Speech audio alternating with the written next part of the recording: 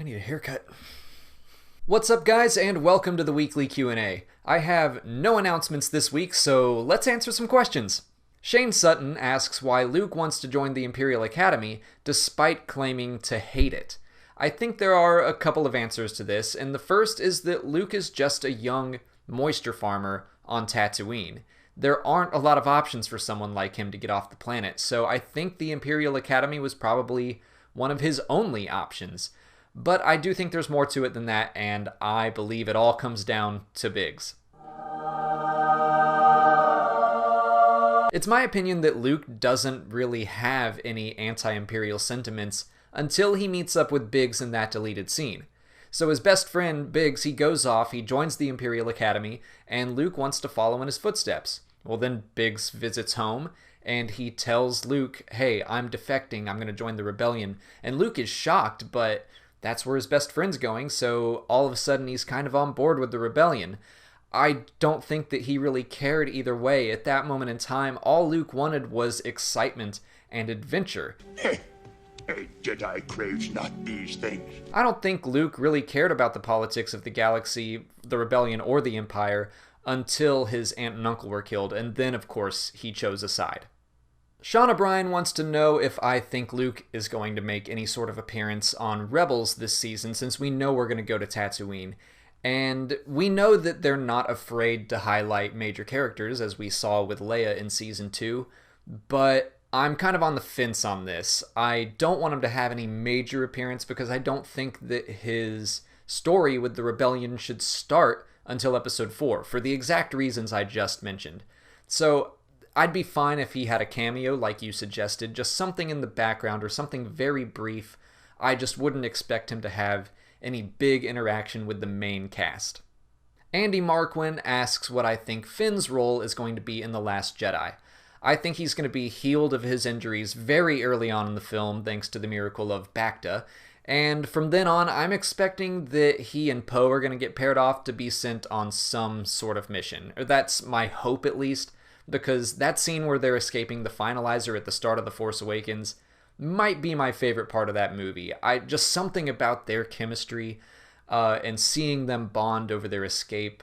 Like, I will always remember that is the point in that movie where I just, boom, huge smile, and it didn't leave me for the rest of the film, and it was all that scene in that moment. So I want to see them together, just being best friends. Like, I don't even care if they're fighting the First Order. Like, they can just take a day off and go on a vacation, and that's the whole movie. Like, I'd watch it. They have great chemistry. I want to see more of it, so that's my hope, at least, for Finn in Episode 8. Darth Kins wants to know about if characters like Darth Nihilus or Darth Revan are going to be reintroduced to the canon. Should they be modified at all, especially their power levels, so to speak? Should they be kind of toned down? And I think that would have to be the case with some characters, because power creep is always an issue. And Legends Star Wars, it happened a lot. Like, people got more and more and more powerful, and if they do that, especially in the expanded universe, it can diminish like the effectiveness of the villains in the films. And I think the films and those villains are going to be the priorities for Disney moving forward. So yeah, I think that if they were to reintroduce a character like Abeloth, she would have to be heavily modified to fit in with the new canon. And I think that is true for any of the uber powerful characters from Star Wars Legends. Mark Zebro Jr. asks if Lulo could show up on screen in The Last Jedi, because we know that the A-Wing is returning, and he's the only A-Wing Resistance pilot that we know of so far. I think there's definitely a possibility there. I would like to see it because it would be a really cool way to tie in the comics and the films.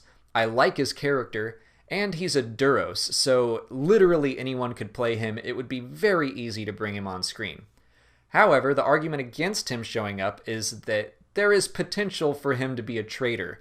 So he could resolve his story in the comics. He might be killed off, he might go to the First Order, which would still leave it open for him to reappear. But I would think that if he turns out to be the traitor, he will be written out of the story by the time of Episode 8. But for now, we just have to wait and see. That's it for patron questions. If you're a patron and you didn't see your question answered here, as always, just go over to Patreon and our weekly Q&A thread, and I left you a written response. If you're not a patron, you can follow the link in the description to learn more. Just $1 a month will get you some extra Star Wars Explained goodies and connections, and the combined donations really go a long way in helping support the channel.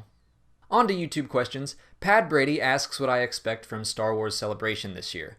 I am hoping to get a Last Jedi trailer, a Rebels Season 4 trailer, and what I'm really hoping for is an announcement on the next anthology movie that will come out after Episode 9.